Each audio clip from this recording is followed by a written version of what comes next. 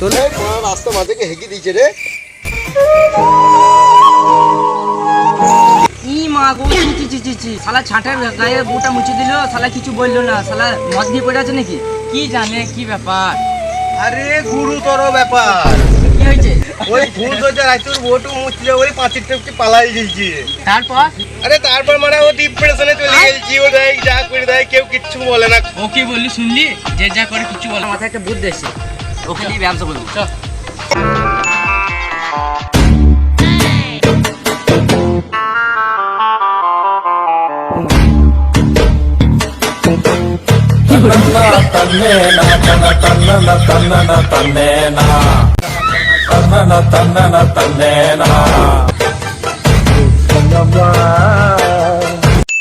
বাবা বাঁচাও বাঁচাও।